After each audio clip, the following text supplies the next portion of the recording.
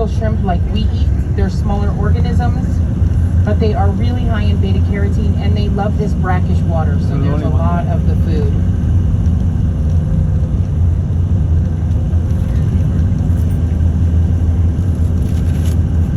If we had X-ray vision or extreme distance vision, and we looked deep into the middle of the island here, you would see this bottom picture. Yeah. This is what the sanctuary looks like in there. Yeah, There's several out there, spotted throughout. But you can see on this picture, the bottom, that's the sanctuary during nesting season. And there are a lot of these flamingos still in there. They hang out in the safe zones. And another one. The top left picture is the nesting area where they lay the egg. They use their beaks to build those sandy mounds. And the middle picture is a newly hatched chick, and then you see the juvenile on the right side. So the juvenile is gray. You can see he's not yet got his pink. And then eventually, as adults, they gain that bright pink color.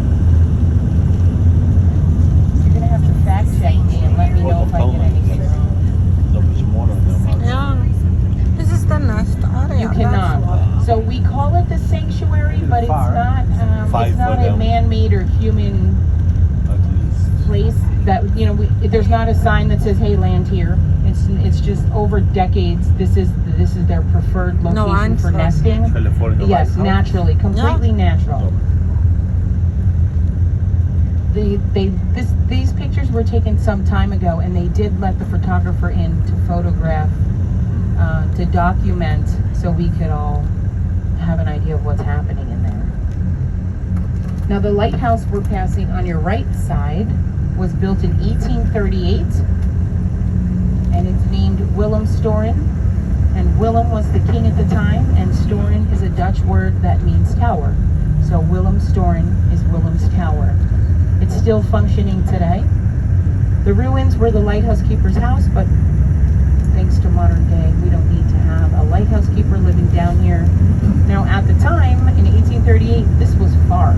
This was a long distance without transportation and things like that. So he just lived down here. They did, and that's the part in history where I'm at. Thank you for reminding me. So the language evolved from all of those people being here and coming here, and while the slaves were harvesting the salt, that time period, 1636 and through the 17 and 1800s,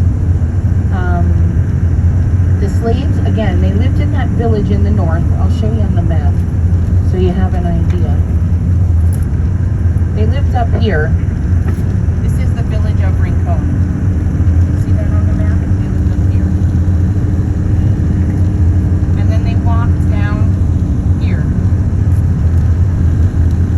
So we know modern day that it takes 6 to 8 hours to make that walk, because every year we have a commemorative walk to raise money for Special Olympics on the island, and that's the same or similar route, the slave walk that they do. And it takes us about 6 to 8 hours on paved roads.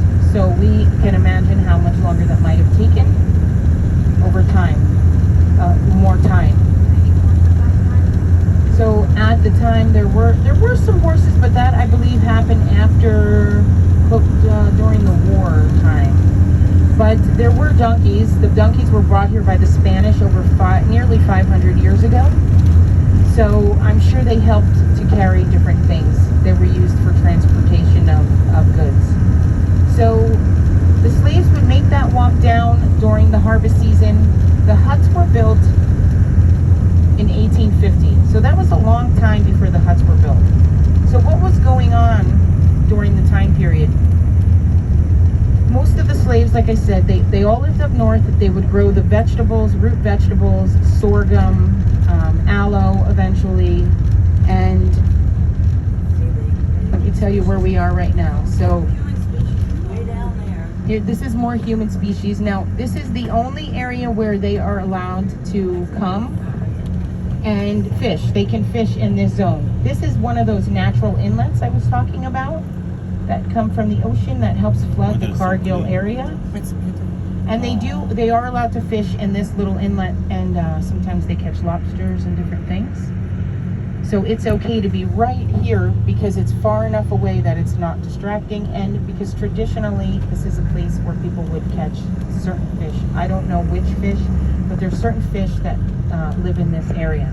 So they are allowed to fish in this inlet. So this is the east side now. We are officially on the east side. The lighthouse was the southernmost point. So if we would have kept going after the lighthouse, we'd hit Venezuela. So if you can imagine a map in your head of Venezuela and where we are, this is the east side, completely open ocean. So this gets pretty rough. This is not even the roughest it gets. Now, being open ocean, you can imagine a lot of stuff washes up here from ships, from other countries, and there's a lot of plastic. Dead bodies from Venezuela.